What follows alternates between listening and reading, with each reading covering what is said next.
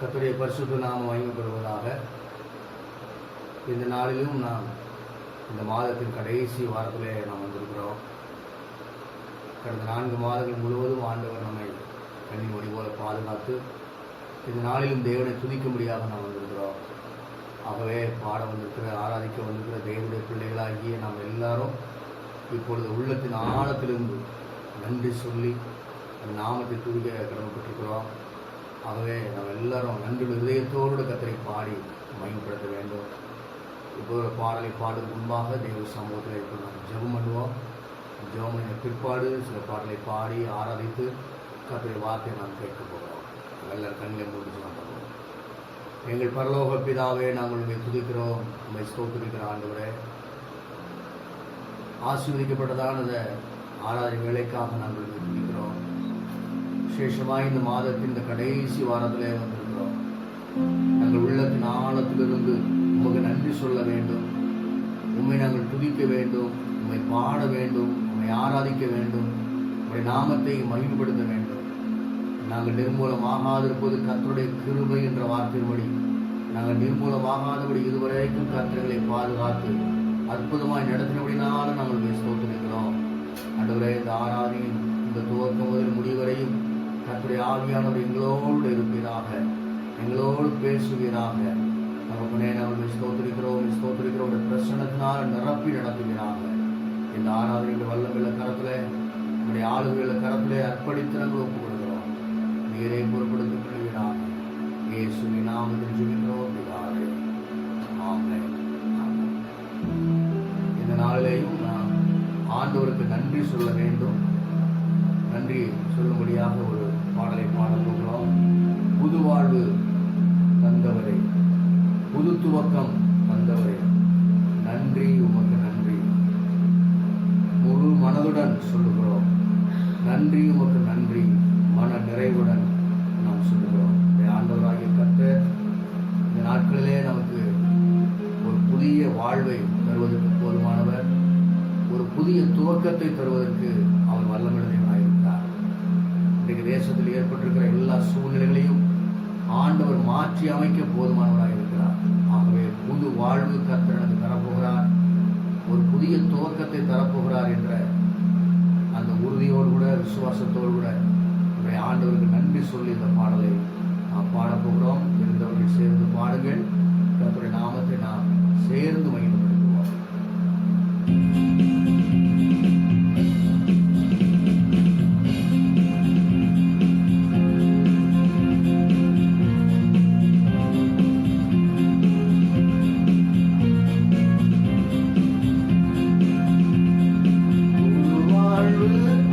தந்தவரே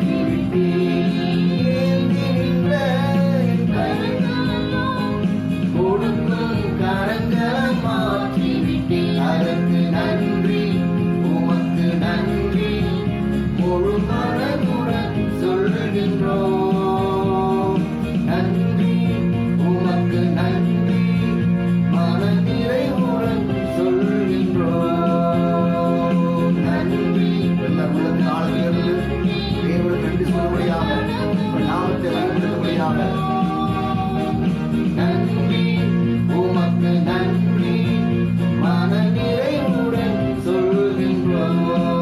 நன்றி நன்றி உமக்கு நன்றி முழு மனதுடன் சொல்கின்றோம். நன்றி உமக்கு நன்றி மன நிறைவுடன் சொல்கின்றோம். நன்றி உமக்கு நன்றி முழு மனதுடன் சொல்கின்றோம். நன்றி உமக்கு நன்றி மன நிறைவுடன் சொல்கின்றோம். இந்த நாளில் கூட நம் ஆண்டவருக்கு நன்றி சொல்ல கடமைப்பட்டிருக்கிறோம். இந்த வருஷம் தொடங்கி இந்த 4 மாத காலங்கள் கர்த்தர் நம்மை கண்ணின் மொழி போல பாதுகாத்திருக்கிறார். இந்த கால சூழ்நிலைகளிலே நாம் பாதுகாக்கப்படுவது கர்த்தருடைய கிருபை. ஆகவே கர்த்தர் நம்மை கண்ணின் மொழி போல பாதுகாத்திருக்கிறபடினாலே தொடர்ந்து நன்றி சொல்லும்படியாக அவரை ஸ்தோத்திரிக்கும்படியாக இன்னொரு பாடலை கூட நாம் பாடப்போகிறோம். மறவாமல் நினைத்தீரையா, மனதார நன்றி சொல்கிறேன். இந்த நாளிலே தேவனுடைய பிள்ளைகளாகி நாம் மனதார அவருக்கு நன்றி சொல்ல வேண்டும். உள்ளத்தின் ஆழத்திலிருந்து நன்றி சொல்ல வேண்டும். இரவும் பகலும் நம்மை நினைத்து இதுவரைக்கும் நடத்திருக்கிறார் என்ற உணர்வோடு நன்றியோடு கூட அவருக்கு மகிமை செலுத்த முடியும். மறவாமல் நினைத்தீரையா, மனதார நன்றி சொல்கிறேன்.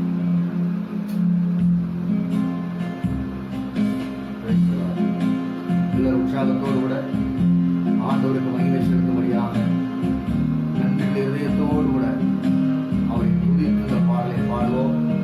எல்லோரும் தெரிந்த பாடல் தான் நம்முடைய நாளத்திலிருந்து கற்றுக்கொண்டு சொன்னோம். மறவாமல் நினைத்தீரையா, மனதார நன்றி சொல்வேன். என்னை மறவாமல் நினைத்தீரையா, மனதார நன்றி சொல்வேன். இரவும் பகலும் என்னை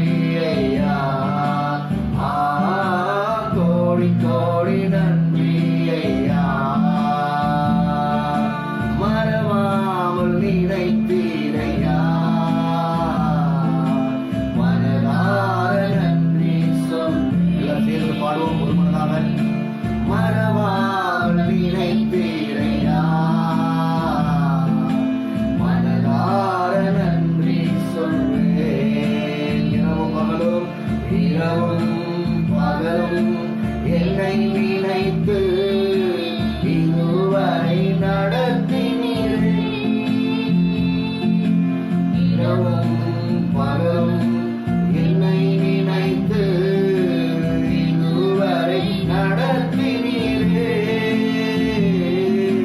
நன்றி நன்றி ஐயா. உள்ள காலத்திற்கு ஆண்டவர் நன்றி சொல்லும்படியாக கோடி நன்றி ஐயா.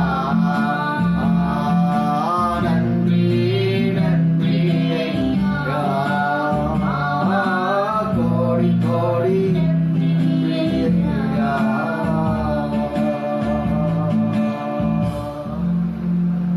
ஆண்டவருக்கு இந்த நாளிலே நாம் நன்றி செலுத்திக் கொண்டிருக்கிறோம்.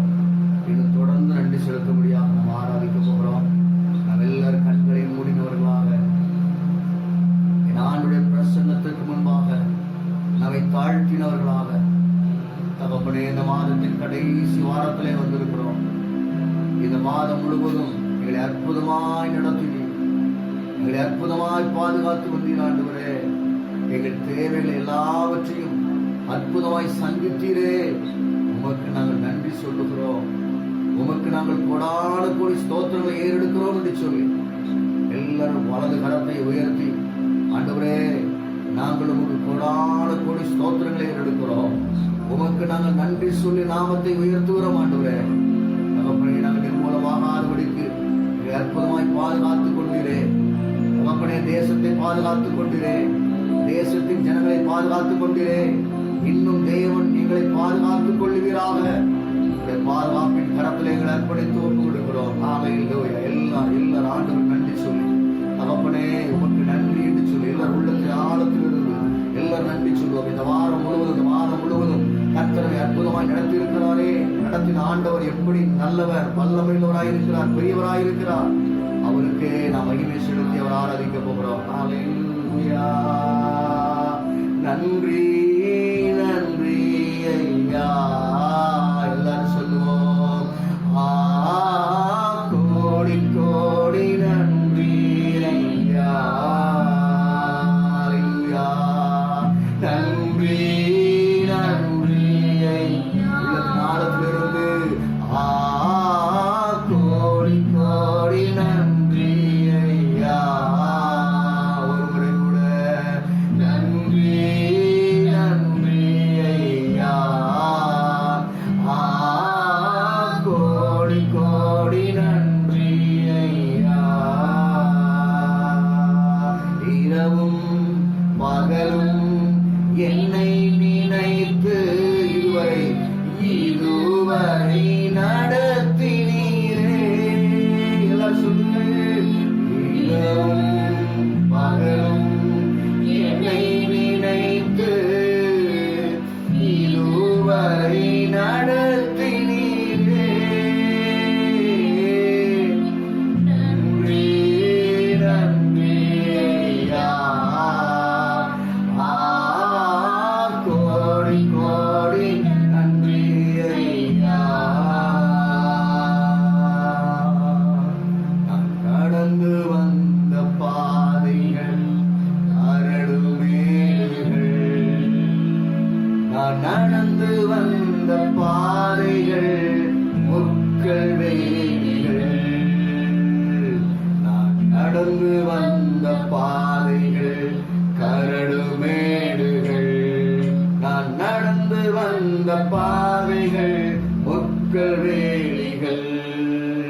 நடக்க முடியல டாடி, நடக்க முடியல, நடக்க முடியல டாடி, நடக்க முடியல. தாங்கிக் கொள்ளுங்க கரத்தில் ஏந்திக் கொள்ளுங்க ஐயப்பா. தாங்கிக் கொள்ளுங்க கரத்தில் ஏந்திக் கொள்ளுங்க. எல்லாம் சொல்லுங்க. தாங்கிக் கொள்ளுங்க கரத்தில் ஏந்திக் கொள்ளுங்க. நடக்க முடியல டாடி, நடக்க முடியல, சொல்லுங்க. நடக்க முடியல டாடி, நடக்க முடியல.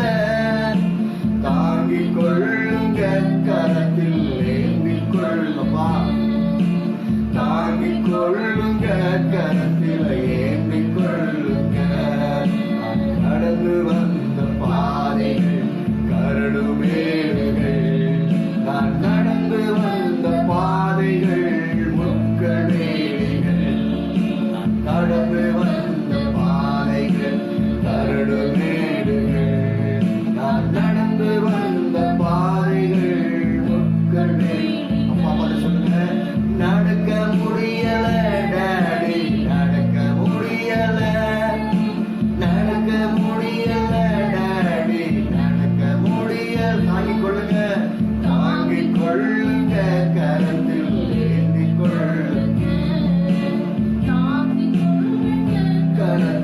எண்ணிக் கொள்ளுங்கள்.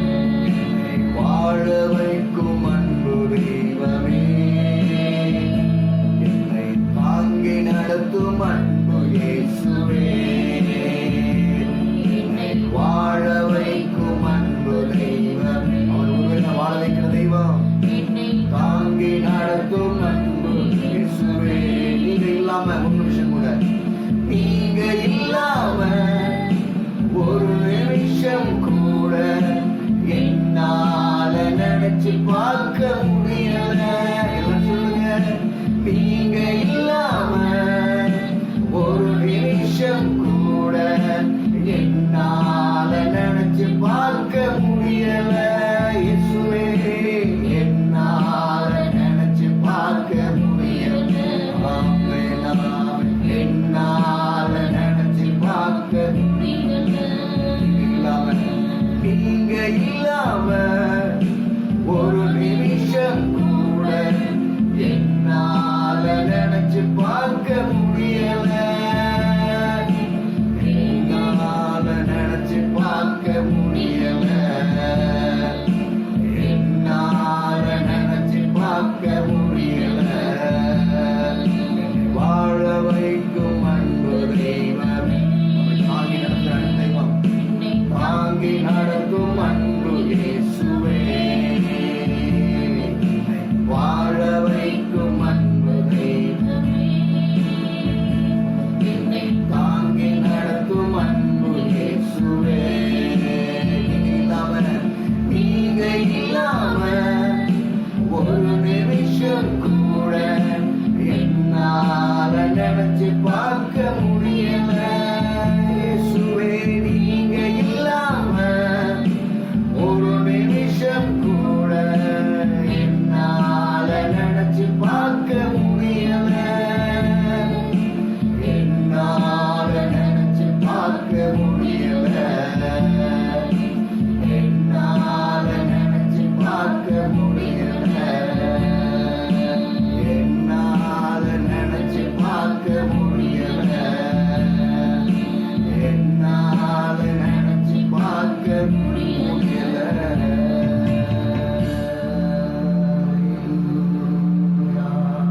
அவர் இல்லாம, நம்முடைய ஆண்டவர் இல்லாம நம்மால ஒன்றுமே செய்ய முடியாது.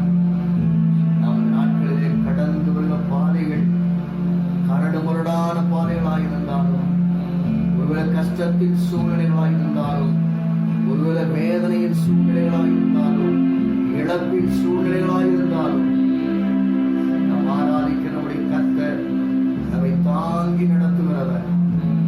எல்லாரோட பிரசன்னத்தை உணர்ந்து, அவருடைய பிரசன்னத்தை உணர்ந்து, ஆண்டவரே, நீர்களை இதுவரைக்கும் தாங்கிய ஆண்டவரே, இன்னும் எங்களை தாங்கிக் கொள்ளுவீராக, இன்னும் எங்களை வழி நடத்துவீராக, இன்னும் எங்கள் தேவைகளை சந்திப்பீராக, எங்களுக்கு பலத்தையும் சுகத்தையும் ஆரோக்கியத்தையும் கத்த தந்து நடத்துவீராக. அப்பா நமப்பனே, நாங்கள் ஸ்தோத்திரிக்கிறோம். இந்த ஆராதனை வேளையில் விசேஷமாக தேசத்துக்காக ஜெபம் பண்ண வேண்டும். தேசத்தின் ஜனங்களுக்காக நாம் ஜெபிக்க வேண்டும். தேசத்தின் சூழ்நிலைகளுக்காக நாம் ஜெபிக்க வேண்டும். எல்லா பாரத்தோடு கூட நமப்பனே, இன்றைக்கு தேசத்துல அழுதுகிணறாய் கொண்டு போய் கொண்டிருக்கிற இந்த கொரோனா வைரஸிலிருந்து எங்கள் ஜனத்திற்கும் தேசத்திற்கும் ஒரு முழு வெற்றியை கத்த தருகிறாங்க. எங்களுக்கு முழு ஜெயத்தை கத்த தந்துள்ளபடிக்கு நாங்கள் சமூகத்துல தேவனுடைய பிள்ளைகளாக நாங்கள் ஒருமனப்பட்டு இந்த சமூகத்தை ஜெபிக்கிற மாட்டோம். இந்த ஆராதனை வேளை கத்திரையாக பிரசன்னம் தேசத்தை நிரப்பட்டும், தேசத்தின் ஜனங்களை நிரப்பட்டும், தேசத்தின் எல்லைகளில் இயேசு கிறிஸ்துவின் ரத்தம் தெளிக்கப்படுவதாக, இயேசு கிறிஸ்துவின் ரத்தம் தெளிக்கப்படுவதாக. குமாரன் விடுதலை ஆக்கினால் மெய்யாகவே விடுதலை ஆகும் என்று சொல்லியிருக்கிறீரே. ஒரு மெய்யான விடுதலை எங்கள் தேசத்திற்கு வேண்டுமாண்டுவரே, மெய்யான விடுதலைகள் ஜனங்களுக்கு வேண்டுமாண்டுவரே. இன்றைக்கு அதை தாரும், இன்றைக்கே விடுதலை தாருமாண்டுவரே. நன்றி செலுத்துகிறோம். ஹல்லேலூயா, ஹல்லேலூயா, ஹல்லேலூயா. தகப்பனே, நாங்கள் ஸ்தோத்திரிக்கிறோம், ஸ்தோத்திரிக்கிறோம், ஸ்தோத்திரிக்கிறோம், ஸ்தோத்திரிக்கிறோம், ஸ்தோத்திரிக்கிறோம். எங்கள் பரலோக பிதாவே, உங்கள் நன்றி இதயத்தோடு ஸ்தோத்திரிக்கிறோம். இந்த நாளிலும் இருக்கிறோம், உம்மை பாடி இருக்கிறோம், ஆராதித்திருக்கிறோம். எங்கள் பலத்தினாலும் அல்ல, எங்கள் பராக்கிரமத்தினாலும் அல்ல, கர்த்தருடைய ஆவியினால் எல்லாம் ஆகும் என்று வேதம் சொல்லுகிறதப்பா. நாங்கள் பாட்டு பாடணும், எங்களால் நடக்க முடியலப்பா. எங்களால சுய பலத்தினால ஆண்டவரே எங்களால எந்த காரியத்தை செய்ய முடியலப்பா. நீர் பலன் தார், நீர் பலன் தார், நீர் தைரியம் தார். உங்களுடைய கிருபையினால இந்த நாளில் நிரப்ப வேண்டும் என்று நாங்கள் செபிக்கிறோம். ஆண்டவரே விரும்புகிறோம். மீண்டுமாக தேசத்தின் சூழ்நிலை எல்லாம் உடைய கரத்திலே அர்ப்பணித்து ஒப்பு கொடுக்கிறோம். எங்களோடு பேசும், எங்களுக்கு வேண்டிய வார்த்தைகள் தான். இயேசுவின் நாமத்தில் ஜெபிக்கிறோம். ஆமென், ஆமென்.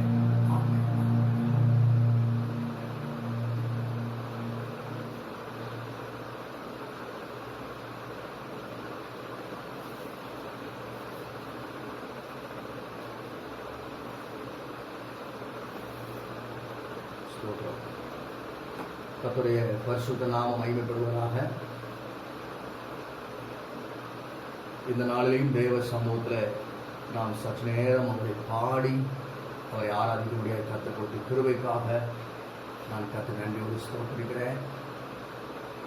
இந்த நாளிலும் வேதத்திலிருந்து கொஞ்ச நேரம் அவருடைய வார்த்தையை நாம் தியானிக்க போகிறோம், கர்த்தர் வசனத்தை தியானிக்க போகிறோம். நாம் ஒரு மனதோடு அவருடைய வார்த்தையை நாம் கவனிக்க வேண்டும். இன்றைக்கு நான் உங்களுக்காக சொல்ல போகிற கர்த்தருடைய வார்த்தை, அவர் மன்னிக்கிறதற்கு தயை பெருத்திருக்கிறார்.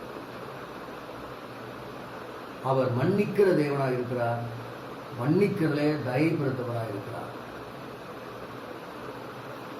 அப்படிப்பட்ட தெய்வம் நம்முடைய வாழ்க்கையில நம்மை மன்னித்து நமக்கு தயவு பாராட்ட வேண்டுமென்றால், மேன்மை பாராட்ட வேண்டுமென்றால், தயவு பாராட்ட வேண்டுமென்றால் நாம் செய்ய வேண்டிய 3 காரியங்களை குறித்து இன்றைக்கு நான் உங்களோடு பகிர்ந்து கொள்ள விரும்புகிறேன். அதற்கு ஆதாரமாக எடுத்துக்கொள்கிற வேத பகுதி ஏசாயா தீர்க்கதரிசன புஸ்தகம் 55வது அதிகாரம் 6லிருந்து 9 வரைக்கும் நான் இப்பொழுது வாசிக்கிறேன். ஏசாயா 55வது அதிகாரம் 6வது வசனத்திலிருந்து 9வது வசனம் வரை எல்லாரும் வேதத்தை திருப்பிக் கொள்ளுங்கள். ஏசாயா 55 6 முதல் 9 முடிய. கர்த்தரை கண்டடையத்தக்க சமயத்தில் அவரை தேடுங்கள், அவர் சமீபமாய் இருக்கையில் அவரை நோக்கி கூப்பிடுங்கள். துன்மார்க்கன் தன் வழியையும் அக்கிரமக்காரன் தன் நினைவுகளையும் விட்டு கர்த்தரிடத்தில் திரும்ப கடவன், அவர் அவன் மேல் மனதுருகுவார். நம்முடைய தேவனிடத்திற்கே திரும்ப கடவன், அவர் மன்னிக்கிறதற்கு தயை பெருத்திருக்கிறார். 8வது வசனம், என் நினைவுகள் உங்கள் நினைவுகள் அல்ல, உங்கள் வழிகள் என் வழிகளும் அல்லவென்று கர்த்தர் சொல்கிறார். பூமியை பார்க்கிலும் வானங்கள் எப்படி உயர்ந்திருக்கிறதோ அப்படியே உங்கள் வழிகளை பார்க்கிலும் என் வழிகளும், உங்கள் நினைவுகளை பார்க்கிலும் என் நினைவுகளும் உயர்ந்திருக்கிறது என்று வேதம் சொல்லுகிறது. உண்மையான கர்த்தருடைய பிள்ளைகளே, இந்த இடத்துல நாம் என்ன வாசிக்கிறோம் என்று சொன்னால், கர்த்தரை கண்டடையத்தக்க சமயத்தில் அவரை தேடுங்கள், கர்த்தரை கண்டடையத்தக்க சமயத்தில் அவரை தேடுங்கள் என்று வேதம் நமக்கு தெளிவாக சொல்லுகிறது. கண்டடையத்தக்க சமயம் எது? இப்போதுதான் கர்த்தரை கண்டடையத்தக்க சரியான சமயமாக இருக்கிறது. ஏனென்று சொன்னால், இந்த நாட்களில் நாம் கர்த்தரை நோக்கி பார்க்க வேண்டிய நாட்கள், அவருடைய சமூகத்தில் காத்திருக்க வேண்டிய நாட்கள், அவருடைய சமூகத்தில் நாம் ஜெபிக்க வேண்டிய நாட்களாக இருக்கிறது. அதுதான் வேதம் சொல்கிறது, அவரை கண்டடையத்தக்க சமயத்தில் அவரை தேடுங்கள். கண்டடையத்தக்க சமயமாகி இந்த நாட்களில் நாம் சும்மா இருந்து விட்டால் அல்லது அமைதியாக இருந்து விட்டால் கர்த்தரால அவர் கிரியையை செய்யவே முடியாது. ஆகவே இந்த நாட்களிலே கர்த்தரை நாம் சரியாய் தேட நல்ல ஒரு சமயத்தையும் நல்ல ஒரு வாய்ப்பையும் நல்ல ஒரு தருணத்தையும் கர்த்தர் நமக்கு கொடுத்திருக்கிறார். எஸ்தரின் நாட்களில் வேதத்தை வாசித்து பார்க்கிற போது, எஸ்தர் ராஜாவுடைய அனுமதி இல்லாமல் என்னால் ராஜாவிடத்தில் பிரவேசிக்க முடியாது என்று சொல்லி சொன்னபோது எஸ்தரின் புஸ்தகம் 3ஆம் அதிகாரத்தின் 14வது வசனத்தில் மொர்தெகாய் எஸ்தரை பார்த்து சொல்கிறார். அந்த வசனத்தை இப்பொழுது வாசிப்போம். எஸ்தர் 3ஆம் அதிகாரம் 14வது வசனம், 2ஆம் அதிகாரத்தின் 13ஆம் வசனம். எஸ்தரின் புஸ்தகம் 2ஆம் அதிகாரம் 14வது வசனத்தை நான் வாசிப்போம். நீ இந்த காலத்தில் மௌனமாயிருந்தால்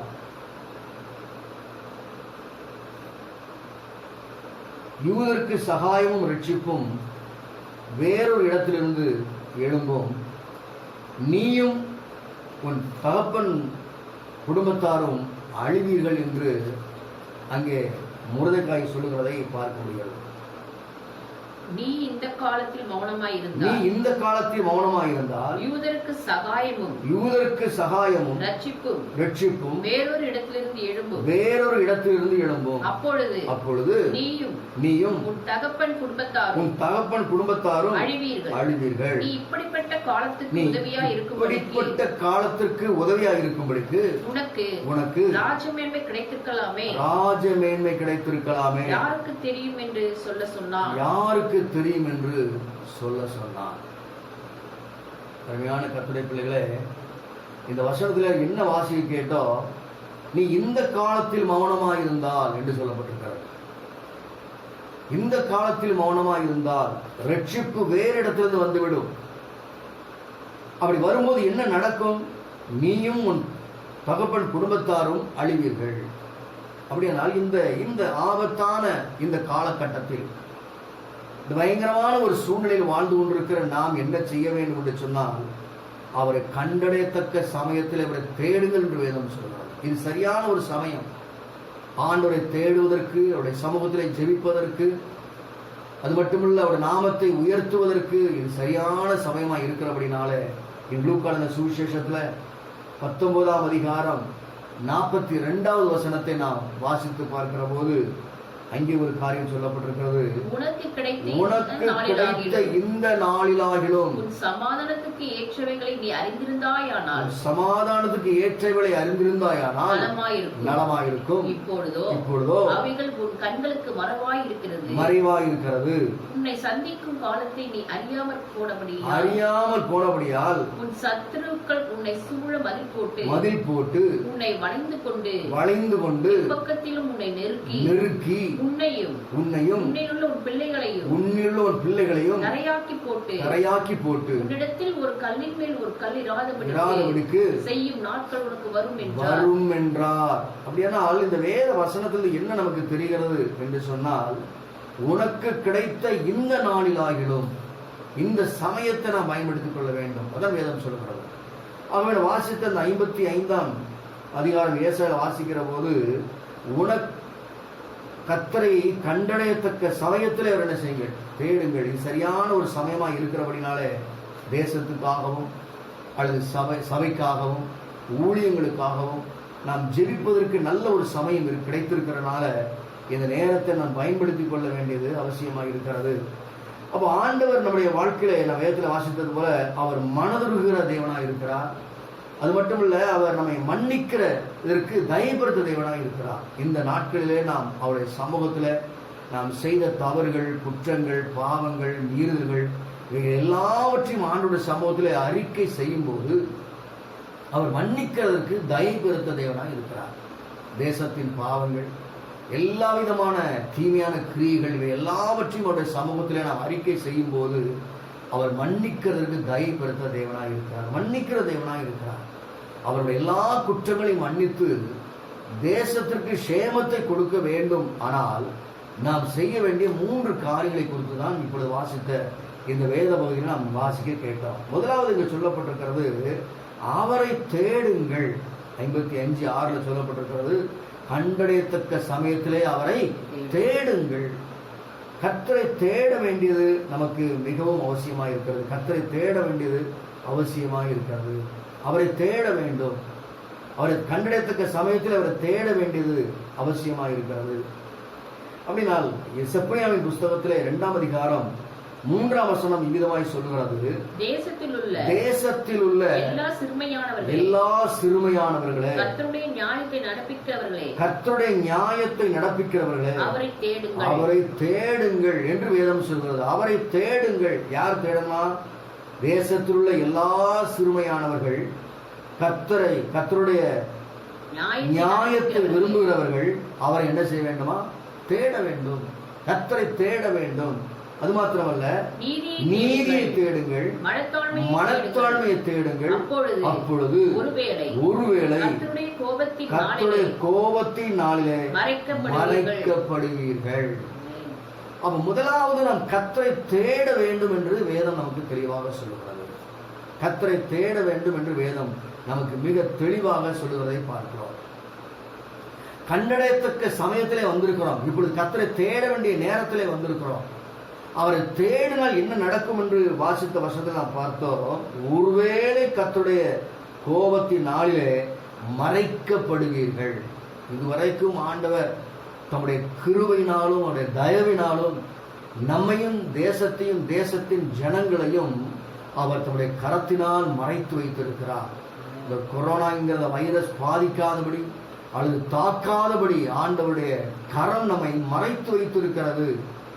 இன்னும் நம்மை மறைத்துக் கொள்ள வேண்டும் என்று சொன்னால் அவரை கண்டடையத்தக்க சமயத்தில் அவரை சரியாய் தேடுவோமானால் ஒருவேளை கர்த்தருடைய கோபத்தினாலே மறைக்கப்படுவீர்கள். இன்றைக்கு ஆபத்தான ஒரு சூழ்நிலை, ஒரு இக்கட்டான ஒரு சூழ்நிலை, ஒரு கஷ்டமான ஒரு சூழ்நிலை. இப்படிப்பட்ட சூழ்நிலையில நீங்களும் நானும் தேவனுடைய பாதுகாப்புக்குள் மறைக்கப்பட வேண்டியது அவசியமாக இருக்கிறது. பாதுகாக்கப்பட வேண்டியது அவசியமாக இருக்கிறது. எந்தவித தொற்றும் நம்மை அணுகாதபடிக்கு, எந்த விதமான வியாதிகளும் எந்த ஒரு இன்ஃபெக்ஷன் வராதபடிக்கு தேவனுடைய கரம் நம்மை மூடி மறைத்துக் கொள்ள வேண்டும் என்று சொன்னால் நாம் கர்த்தரை தேட வேண்டியது அவசியமாக இருக்கிறது. கர்த்தரை தேட வேண்டுமெனா என்ன? அன்றைக்கு இஸ்ரவேல் ஜனங்கள் எகிப்து தேசத்துல அவர்கள் மிகுந்த அடிமைத்தனத்திலையும் மிகுந்த உபத்திரவத்திலையும் மிகுந்த கஷ்டத்திலையும் இருந்தபோது அவர்கள் கர்த்தரை நோக்கி தவித்து முறையிட்டார்கள் என்று சொல்லப்பட்டிருக்கிறது. முறையிடுதல், அவரை தேடுதல் என்று சொல்லுவது முறையிடுதல். அவர்கள் தவித்து முறையிட்ட போது கர்த்தர் அவர்கள் சத்தத்தை கேட்டு அவர்களை கண்ணோக்கினார் என்று சொல்லப்பட்டிருக்கிறது. அவர்களை கண்ணோக்கினது மாத்திரமல்ல, அவர்களை முற்றிலுமாக அந்த அடிமைத்தனத்திலிருந்து, அந்த பெரிய போராட்டத்திலிருந்து, அந்த கோபத்தின் சூழ்நிலையிலிருந்து, அந்த ஆபத்தின் சூழ்நிலையிலிருந்து ஆண்டவர் அவர்களை முழுவதுமாய் விடுவித்து அவர்களை இந்த சூழ்நிலையிலிருந்து மறைத்து பாதுகாத்து கொண்டது போல இந்த வசனத்தின்படி கர்த்தருடைய கோபத்தின் நாளிலே மறைக்கப்படுவீர்கள். இதுதான் ஆண்டவர் இன்றைக்கு முதலாவது உங்களுக்கு கொடுக்கிற ஒரு வார்த்தை. என்னன்னா, கர்த்தருடைய கோபத்தின் நாளில் நீங்கள் மறைக்கப்படுவீர்கள். அப்படியானால் இன்றைக்கு இந்த வசனத்தை கேட்டுக்கொண்டிருக்கிற கர்த்தருடைய பிள்ளைகளே, உண்மையா நான் தேவ சமூகம் என்று சொல்லுகிறேன். நாம் எல்லாரும் அவர் கரத்தினால் மறைக்கப்பட்டிருக்கிறோம். இதுவரைக்கும் மறைக்கப்பட்டிருக்கிறோம், இன்னும் மறைக்கப்படுவோம், பாதுகாத்துக் கொள்ளப்படுவோம். ஆகவே முதலாவது அவரை நாம் தேடும்போது கர்த்தர் எல்லா தீமைகளுக்கும் விலக்கி பாதுகாத்துக் கொள்ள வல்லமையுள்ளவராய் இருக்கிறார். இரண்டாவது, அதே 55ஆம் அதிகாரம் ஏசாயா 55:6 வாசிக்கிற போது அவரை நோக்கி கூப்பிடுங்கள் என்று சொல்லப்பட்டிருக்கிறார். முதலாவது அவரை தேட வேண்டும். அவருடைய கோபத்தினாலே நாம் மறைக்கப்பட வேண்டும். மாத்திரமல்ல, அவர் நமக்கு மனதிறங்க வேண்டும். அவர் நம்முடைய எல்லா பாவங்களையும் மன்னிக்கிறதுக்கு தயப்படுத்தவராக இருக்க வேண்டுமானால் முதல்ல அவரை நம்ம தேடணும். இந்த வேதம் சொல்லுகிறது, முதலாவது தேவனுடைய ராஜ்யத்தையும் அவருடைய நீதியையும் தேடுங்கள் என்று வேதம் நமக்கு தெளிவாக சொல்லுகிறது. அப்படியானால் அவரை தேட வேண்டும். இரண்டாவது, அவரை நோக்கி கூப்பிடுங்கள். அவரை நோக்கி நாம் கூப்பிட வேண்டும். இயேசு கிறிஸ்து உலகத்திலே ஊழியம் செய்த நாட்களில் 10 குஷ்டரோகிகள் வந்தார்கள்.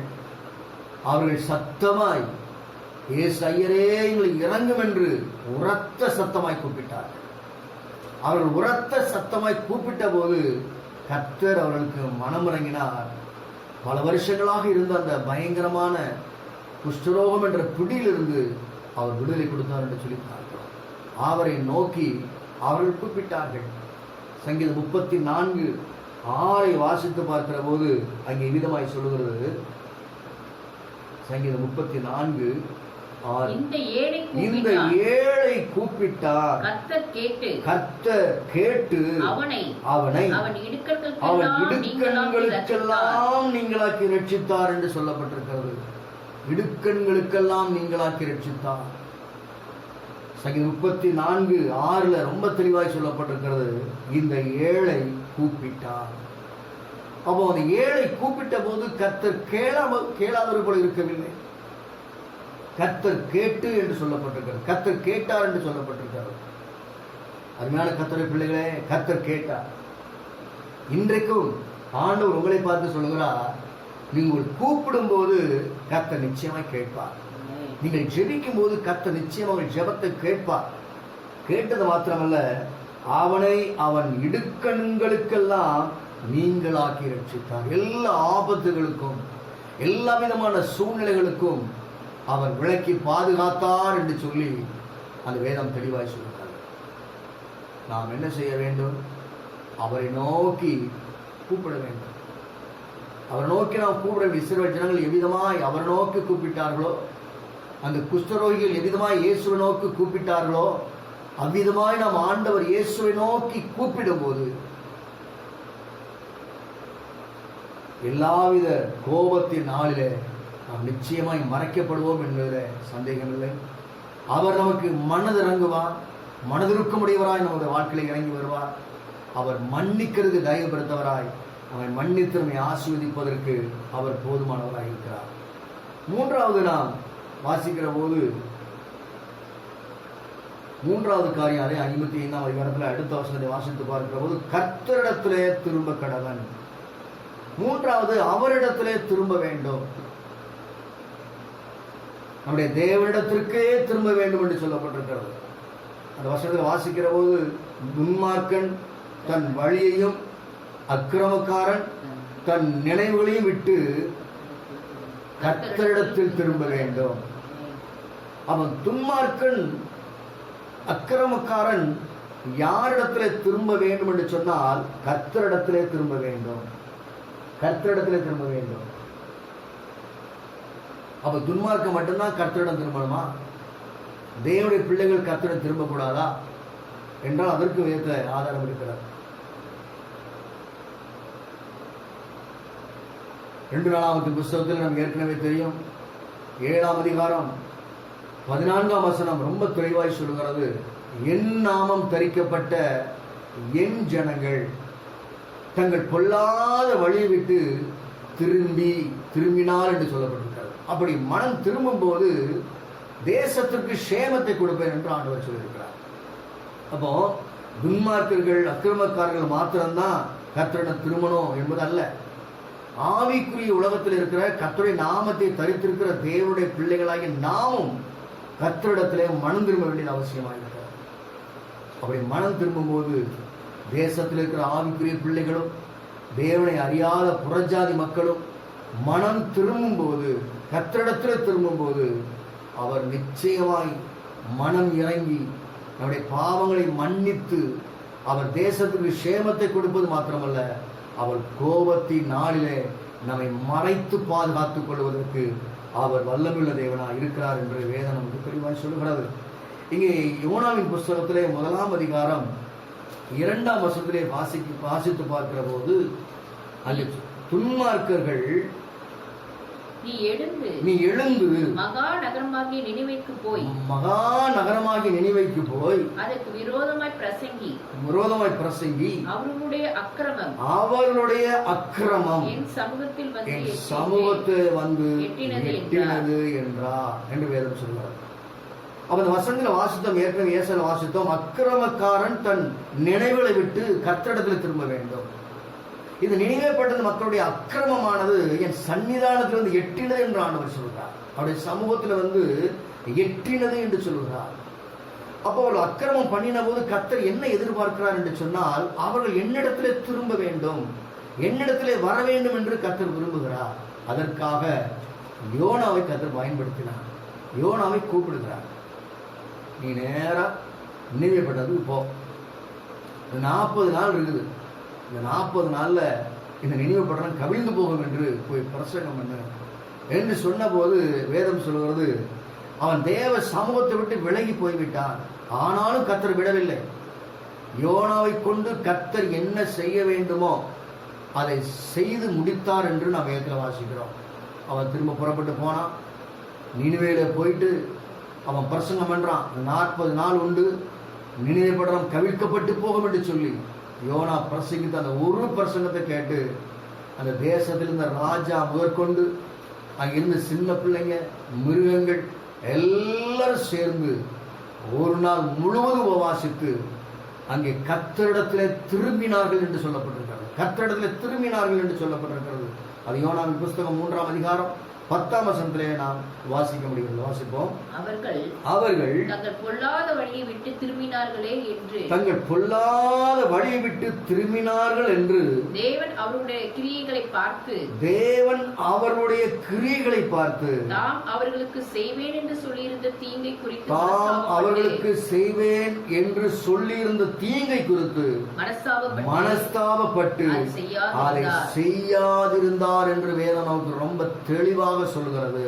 அருமையான கர்த்தருடைய பிள்ளைகளே, நாம் ஒன்றை அறிய வேண்டும். நான் என் தேவனிடத்திலே திரும்பிவிட்டால் அவரிடத்திலே தயவு உண்டு. நான் தேவனிடத்திலே திரும்பிவிட்டால் அவரிடத்திலே சகாயம் உண்டு. நான் தேவனிடத்திலே திரும்பிவிட்டால் அவர் எனக்கு இரக்கம் செய்வதற்கு, பாவத்தை மன்னித்து செய்வேன் என்று சொன்ன தீங்கை செய்யாதபடி அவர் தீங்குக்கு மனஸ்தாபப்படுகிற தேவனாக இருக்கிறார். இந்த வேத வசனம் தெளிவாக சொல்கிறது. அவர்கள் தங்கள் பொல்லாத வழி விட்டு திரும்பினார்கள் என்று தேவன் அவர் கிரிகளை பார்த்து சொல்லப்படுகிறது. பொல்லாத கிரிகளை விட்டு அவர்கள் திரும்பினார்கள். இதுதான் 2 நாளாம் 7:14 சொல்லப்பட்டிருக்கிறது.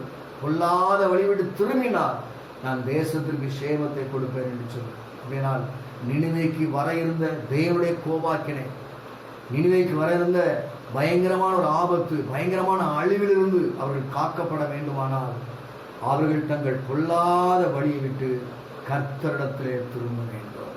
அந்த ஒரே ஒரு செய்தியை கேட்டு அவர்கள் கர்த்தரிடத்திலே திரும்பினார்கள். கர்த்தர் இரக்கம் பாராட்டினார், மனதிறங்கினார். அவர்களுக்கு செய்வேன் என்று சொன்ன தீங்கை செய்யாதபடி அந்த அழிவில் நின்று முழுவதுமாய் பாதுகாத்துக் கொள்ளும்படி அவர்களை மறைத்து காத்து கொண்டார் என்று சொல்லி வாசிக்கிறோம். இன்னும் புதிய ஏற்பாட்டில் லூக்காவின் சுவிசேஷம் 15ஆம் அதிகாரத்தில் இளைய குமாரனை குறித்து சொல்லப்பட்டிருக்கிறது. அவன் தூரமா போயிட்டான். தகப்பனை விட்டு ரொம்ப தூரம் போயிட்டான். ரொம்ப தூரம் போனாலும் ஒரு கட்டம் வந்தது. ஒரு கட்டம் வந்தபோது தகப்பனை நினைத்து பார்த்தான். நினைத்து பார்த்தபோது அவன் மீண்டுமாக மனம் திரும்பி தன் தகப்பனத்தில் போக வேண்டும் என்று சொல்லி அவன் திரும்ப ஆரம்பித்தான். அதைத்தான் வேதத்துல 15ஆம் அதிகாரம் கடைசி வசனம் விகிதமாய் சொல்லுகிறது. அதை வாசிப்போம். அதற்கு தகப்பன் மகனே, நீ எப்போதும் என்னோடு இருக்கிறாய், எனக்குள்ளதெல்லாம் உன்னுடையதாக இருக்கிறது. உன் சகோதரனாகி இவனோ மரித்தான், திரும்பவும் உயிர்த்தான், காணாமல் போனான், திரும்பவும் காணப்பட்டான். ஆனபடியினாலே நாம் சந்தோஷப்பட்டு மகிழ்ச்சியா இருக்க வேண்டுமே என்று சொன்னான் என்றார். சந்தோஷமா இருக்க வேண்டிய ஒரு சூழ்நிலை எப்போ உருவாகும் அப்படின்னு சொன்னா, ஒரு மகிழ்ச்சி எப்போ உருவாகும் அப்படின்னா, நாம் கர்த்தரிடத்தில் திரும்பும் போது. இந்த இளையகுமாரன் செய்த பாவத்தையும் தவறையும் எல்லாவற்றையும் உணர்ந்து தகப்பனிடத்தை திரும்பி வந்த போது, அந்த பொல்லாத வழியை விட்டு அவன் திரும்பின போது அங்கே சந்தோஷம் காணப்பட்டது, அங்கே மகிழ்ச்சி காணப்பட்டது என்று சொல்லி பார்க்கிறோம். எஸ்தரின் நாட்களிலே யூத குலத்தை அழிக்கும்படி ஆமான் திட்டமிட்டான். சூசா நகரம் கலங்கிற்று என்று வேதம் சொல்கிறது. ஆனால் அதே தொடர்ந்து வாசித்து பார்க்கிற போது கலங்கி கொண்டுள்ள சூசா நகரம் ஆர்ப்பரித்து மகிழ்ந்தது என்று சொல்லி பார்க்கிறோம். இன்றைக்கு கொஞ்சம் பாருங்க தேசத்தின் நிலைமைய. கலங்கி இருக்கிற ஒரு சூழ்நிலை, பயந்து போயிருக்கிற ஒரு சூழ்நிலை. இப்படிப்பட்ட சூழ்நிலையில ஆண்டவர் சொல்கிறார், கலங்கி கொண்டிருந்த அந்த சூசா நகரம் ஆர்ப்பரித்து மகிழ்ந்தது போல நம்முடைய இந்திய தேசமும் ஆர்ப்பரித்து மகிழப் போகிறது. உலக நாடுகள் ஆர்ப்பரித்து மகிழப் போகிறது. அப்படிப்பட்ட சூழ்நிலைகளை கர்த்தர் ஏற்படுத்தி தர வேண்டும் என்று சொன்னால் என் ஆண்டவர் தேசத்திற்காக மனதுருக வேண்டும். அவர் மனதுருகினால்தான் நம்முடைய ஆண்டவர் மனதுருக்கத்தின் தெய்வம். அவர் நிச்சயமாய் மனதுருகுவார். அவர் மனதுருகிறது மாத்திரமல்ல, மன்னிக்கிறதற்கு அவர் தயை பெருத்தவர் என்று சொன்ன ஏசாயா 55ஆம் அதிகாரத்தில் வாசித்தோம். மன்னிக்கிறதுக்கு தயை பெருத்தவர். அப்போ இப்படிப்பட்ட இரக்கங்களை ஆண்டவர் செய்து தேசத்துக்கு சமாதானத்தையும், தேசத்துக்கு ஒரு சந்தோஷத்தையும், தேசத்துக்கு ஒரு சேமத்தையும் கொடுக்க வேண்டும் என்று சொன்னால் நாம் செய்ய வேண்டிய 3 காரியங்களை இப்பொழுது நாம் பார்த்தோம். 3 காரியங்களை நாம் செய்ய வேண்டும். அவரை தேட வேண்டும், அவரை நோக்கி நாம் கூப்பிட வேண்டும், அவரிடத்தில் திரும்ப வேண்டும். அப்படி செய்யும்போது நிச்சயமாய் தேவன் தேசத்தின் மேல் மனதிருக்கமாய் இறங்கி வந்து மன்னித்து சேமத்தை கொடுப்பதற்கு, அவர் மன்னிக்கிறதற்கு தயப்படுத்தவராயிருந்து நம்முடைய குற்றங்கள் பாவங்கள் எல்லாவற்றையும் மன்னித்து அவர் இரக்கம் பாராட்ட வல்லமையுள்ள தேவனாக இருக்கிறார். அப்படி செய்யும்போது அவருடைய சமூக 3 காரியங்களை செய்யும்போது அவர் முழு விடுதலை தேசத்துக்கு தருவார். முழு ஊரடங்கு நீங்கி போயிடும். முழு விடுதலை கத்தர் கொடுக்க அவர் வல்லமையுள்ள தேவனாக இருக்கிறார். அவரையே நாம் நிச்சயமாய் அவரையே நாம் தேட வேண்டும், அவரையே நோக்கி கூப்பிட வேண்டும், அவரிடத்துல நாம் மனம் திரும்ப வேண்டும். எப்படி இனிமே மக்கள் தேவனிடத்திலே மனம் திரும்பினார்களோ, இந்த இளைய குமாரன் எப்படி தகப்படத்திலே திரும்பியவர்கள் மனம் திரும்பினானோ, அவ்விதமாய் நாமும் உண்மையான மனம் திரும்புதலோடு கர்த்தரிடத்திலே வருவோமானால் நிச்சயமாகவே ஆண்டவர் முழு விடுதலையை தருவதற்கு, முழு வெற்றியை தருவதற்கு அவர் வல்லமையுள்ள தேவனாக இருக்கிறார். எத்தனை பேர் விசுவாசிக்கிறீங்க? நிச்சயமாய் ஆண்டவர் இந்த காலத்தின் சூழ்நிலையில் எல்லாவற்றையும் மாற்றுவதற்கு என் ஆண்டவர் தயவுபடுத்தவராக இருக்கிறார். அவர் நிச்சயமாய் இரக்கமுள்ளவராக இருக்கிறார் என்று எத்தனை பேர் விசுவாசிக்கிறீர்கள்? விசுவாசிக்கிற தேவனுடைய பிள்ளைகளாக நாம் தீர்மானங்கள் எடுக்க வேண்டும். ஆண்டவரே, நாங்கள் உண்மையே தேட வேண்டும். நாங்கள் எல்லா சூழ்நிலை, இன்றைக்கு இருக்கிற இந்த சூழ்நிலைகளை உண்மை தேட வேண்டும், உம்மிடத்தில் திரும்ப வேண்டும் என்று சொல்லி அவர்களை அர்ப்பணித்து ஒப்பு கொடுப்போம். ஆனால் நிச்சயமாய் கர்த்தர் மனமரங்க வல்லமையுள்ளவராக இருக்கிறார். அவரை கண்டடையத்தக்க சமயத்தில் அவரை தேடுங்கள் என்று சொல்லப்பட்டிருக்கிறது. அது மட்டுமல்ல, தொடர்ந்து ஏசாயா வாசித்து பார்ப்போம் என்று சொன்னால் அடுத்த வசனத்தில் 7வது வசனம் விதமாய் சொல்கிறது, 6வது 7வது வசனம் 8வது வசனம் விதமாய் சொல்கிறது, என் நினைவுகள் உங்கள் நினைவுகள் அல்ல, உங்கள் வழிகள் என் வழிகளும் அல்லவென்று கர்த்தர் சொல்கிறார். இன்னைக்கு நாம் நினைத்துக் கொண்டிருக்கிறது போல தேசம் ஒரு அழிவு பெற போக போறது கிடையாது. ஆண்டோட நினைவுகள் பெரிய நினைவுகள். அவர் செய்ய போகிற காரியம் பெரிய காரியம். ஆகவே எல்லா அழிவிலிருந்து நீக்குவதற்கு அவர் போதுமானவர். ஆகவேதான் வேதம் சொல்கிறது, என் நினைவுகள் உங்கள் நினைவுகள் அல்ல, உங்கள் வழிகள் என் வழிகளும் அல்லவென்று கர்த்தர் சொல்கிறார். 9வது வசனம், பூமியை பார்க்கிறோம், வானங்கள் எப்படி உயர்ந்திருக்கிறதோ அப்படியே உங்கள் வழிகளை பார்க்கிறோம், என் வழிகளும் என் நினைவுகளை உங்கள் நினைவுகளை பார்க்கிறோம், என் நினைவுகளும் உயர்ந்திருக்கிறது. நாம் ஆராதிக்கிற கர்த்தருடைய நினைவுகளும் வழிகளும் உயர்ந்ததாக இருக்கிறது. அப்படின்னா என்ன அர்த்தம்? தேசத்தை குறித்து ஆண்டவர் சின்ன திட்டத்தை போடல, பெரிய திட்டம் போட்டிருக்கிறார். இந்த காலகட்டத்துக்கு பிற்பாடு தேசம் எப்படி போய்விடுமோ என்று சொல்லி ஒருவர் நினைக்கலாம். அப்படி நினைச்சுக்கிட்டு இருக்கோம். ஆனா வேதம் தெளிவாக சொல்வது, என் நினைவுகளும் நினைவுகள் அல்ல, உங்கள் வழிகளும் என் வழிகள் அல்ல என்று ஆண்டவர் சொல்லியிருக்கிறார். ஆகவே கர்த்தர் அவருடைய வழிகளிலே தேசத்தை நடத்த வேண்டுமானால் இன்றைக்கு கேட்ட சத்தியத்தின்படி அவருடைய சமூகத்தில் அர்ப்பணிப்போமானால், ஒப்பு கொடுப்போமானால் நிச்சயமாய் ஆண்டவர் பெரிய காரியங்களை செய்ய வல்லமையுள்ளவராக இருக்கிறார்.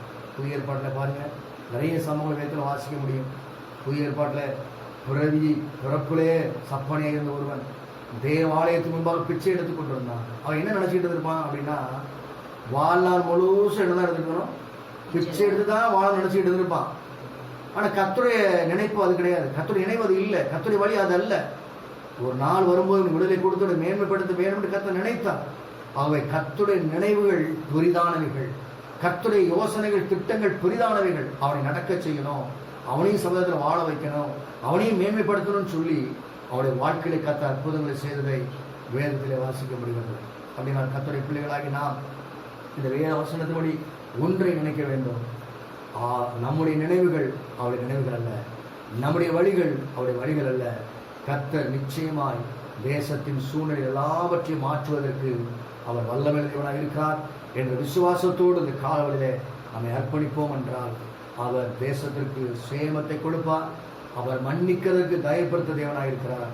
அற்புதங்களை செய்ய வல்லமையுள்ளவராயிருக்கிறார். எல்லாரும் கண்களை மூடி இந்த வேத வசனத்திற்காக ஆண்டவரே நாங்கள் ஸ்தோத்திரிக்கிறோம். ஆண்டவரே உங்கள் நன்றியோடு ஸ்தோத்திரிக்கிறோம். இந்த வார்த்தைக்காக நான் நன்றி சொல்கிறோம் என்று சொல்லி உள்ளத்தின் ஆழத்திலிருந்து அவரை தகப்படுக்கு நன்றி சொல்லுவோம். உண்மை போல மன்னிப்பதற்கு இந்த உலகத்தில் யாருமே இல்லப்பா. உண்மை போல மனதுருக்கம் உள்ள தெய்வம் ஒருவரும் இல்லையாண்டவரே. எங்கள் தேசத்திற்காக மனது நம்புவீராக. அன்றுவரே மன்னிக்கிற தெய்வத்தை ஆண்டவர் மன்னிப்பீராக. நாங்கள் உண்மையே தேடட்டும் ஆண்டவரே. இந்த நாட்களிலே உண்மையே நாங்கள் நோக்கி கூப்பிடட்டும். உம்மிடத்தில் மனம் திரும்பி வரட்டும்.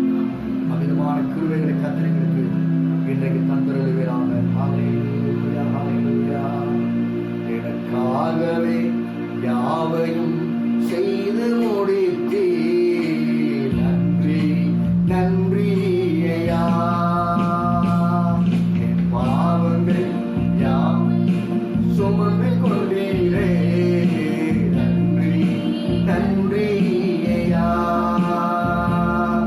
எனக்காகவே யாவையும் செய்து முடித்தீர். நன்றி நன்றி ஐயா.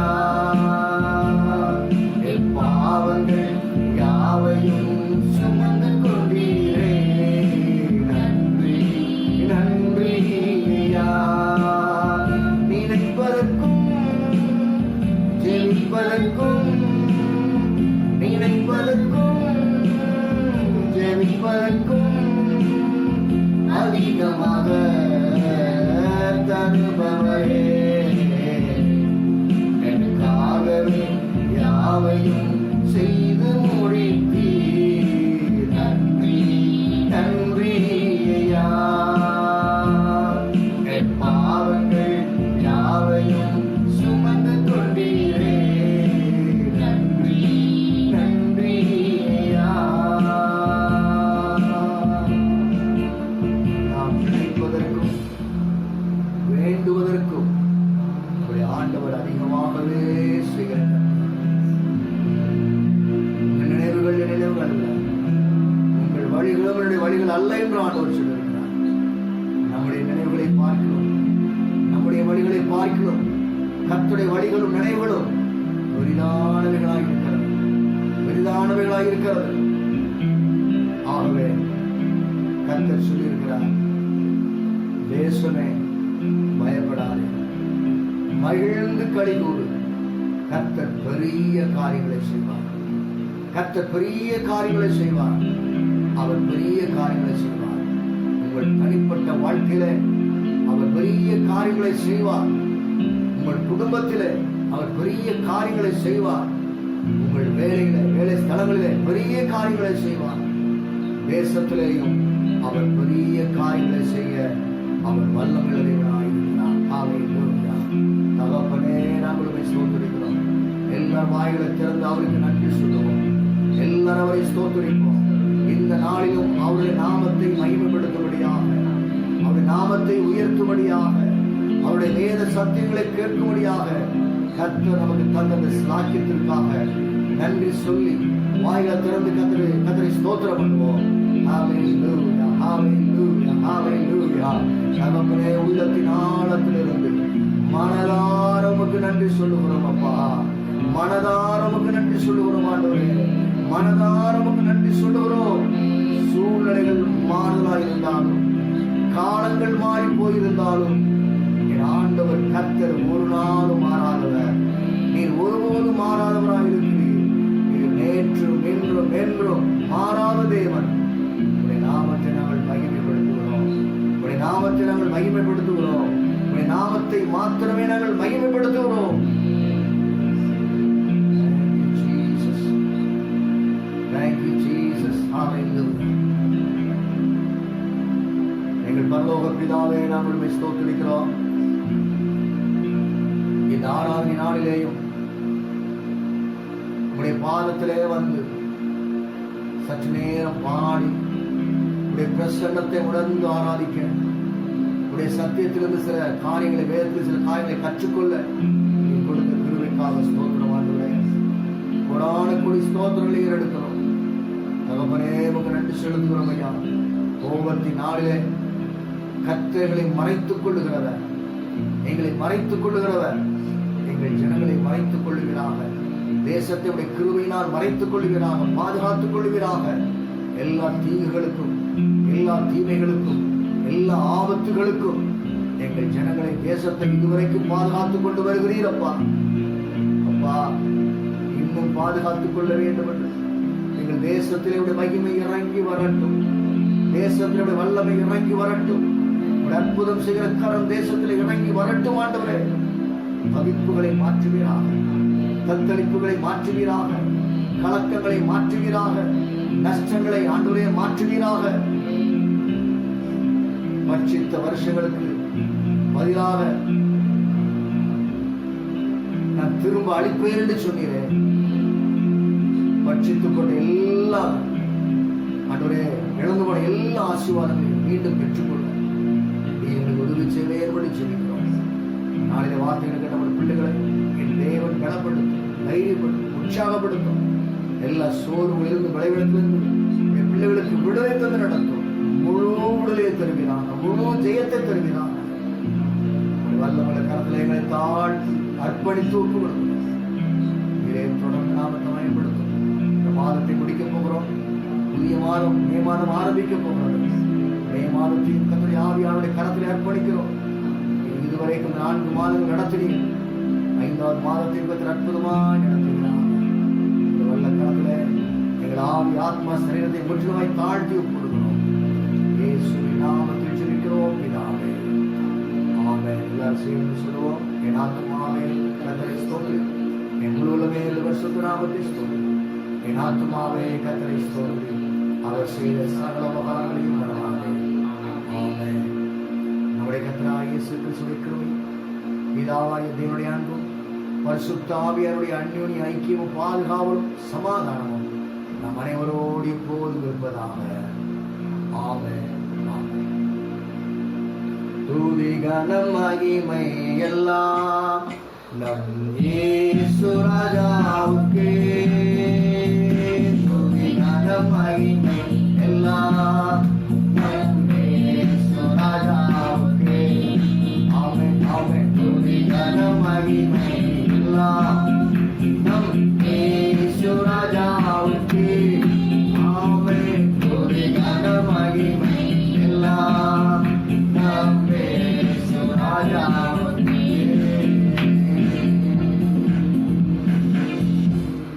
அல்லேலூயா, அல்லேலூயா, அல்லேலூயா. எல்லாரும் ஸ்தோத்திரம். கர்த்தர் உங்களை ஆசீர்வதிப்பாராக. ஆமென்.